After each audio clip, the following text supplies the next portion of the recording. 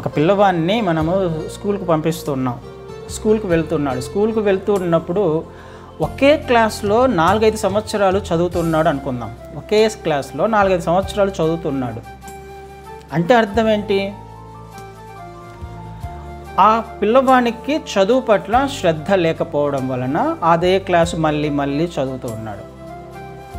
అలా కాకుండా ఒకవేళ ఆ పిల్లవాడికి లేకపోతే వాళ్ళ తల్లిదండ్రులు కానీ ఒక రీజన్ చెప్పే అవకాశం ఉంది. సంవత్సరాలు గడుస్తున్నా వాడు అక్కడే ఉన్నాడంటే స్కూల్ బాగలేదండి, ఇంకేం చేస్తాం, ఆ స్కూల్ తప్ప వేరే స్కూల్ లేదు కాబట్టి అందులోనే చదివిస్తున్నాం.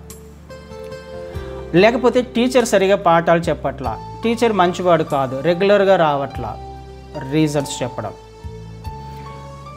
యాక్చువల్గా సమస్య ఏంటి?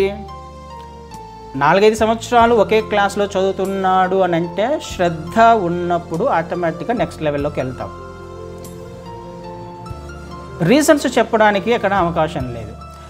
ఆసక్తి లేకపోవడము, శ్రద్ధ లేకపోవడము వలన ఏం జరుగుతుంది? అదే క్లాస్లో కూర్చుంటున్నప్పుడు ఏమవుతుంది? టీచర్ సరిగా చెప్పట్లేదు, లేకపోతే ఆ స్కూల్ మంచిది కాదు కాబట్టి అక్కడ అలాగే ఉండిపోతున్నాడు. ఇది అర్థం చేసుకోవాల్సిన విషయాలు, ఇవి మనకు ఆలోచించవలసిన విషయాలు. ఆ పిల్లవాడి భవిష్యత్తు ముఖ్యము అని అనుకున్నప్పుడు, ఆ పిల్లవాడు చక్కగా చదవాలి అని తల్లిదండ్రులకు ఆశ ఉన్నప్పుడు, లేకపోతే ఆ పిల్లవానికి ఆశ ఉన్నప్పుడు వాళ్ళు చేయాల్సిన పని ఏంటి? ఆ స్కూల్ బాగా లేకపోతే స్కూల్ మాన్పించేసేయాలి కదా. ఆ పిల్లవాడి భవిష్యత్తుకు సంబంధించిన విషయం అది, చదువుకు సంబంధించిన విషయము, జ్ఞానానికి సంబంధించిన విషయము, ఎదుగుతూ ఉన్నప్పుడు ఉద్యోగానికి సంబంధించినప్పుడు సెటిల్మెంట్కి సంబంధించిన విషయం అది. పర్వాలేదులే, ఉండనీలే అలాగే అని అంటే అర్థం ఏంటి? ఆసక్తి లేదు, ఇంట్రెస్ట్ లేదు, పర్వాలేదులే ఏదో ఒకటి చేసుకుంటూ ఉంటాడు.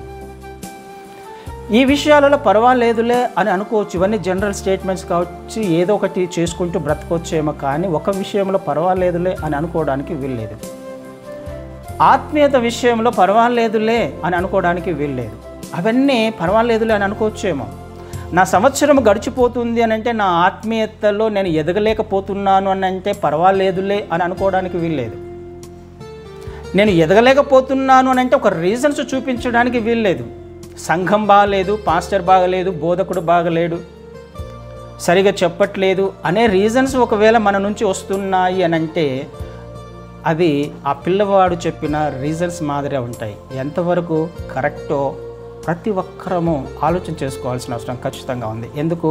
సంవత్సరాంతంలో ఉన్నాం, సంవత్సరము చివరి వారంలో ఉన్నాం, ఇంకొక సంవత్సరం రాబోతుంది.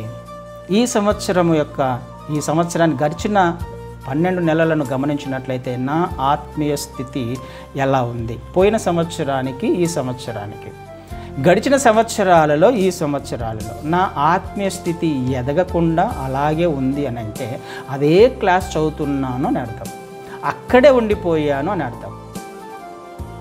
అంటే మార్పు చెందాలి, లేకపోతే నా ఆత్మీయత ఎదగాలి అనే ప్రయత్నము వ్యక్తిగతంగా చేయకపోవడం, అదే క్లాస్లో కూర్చోడానికైనా ఇష్టపడడం.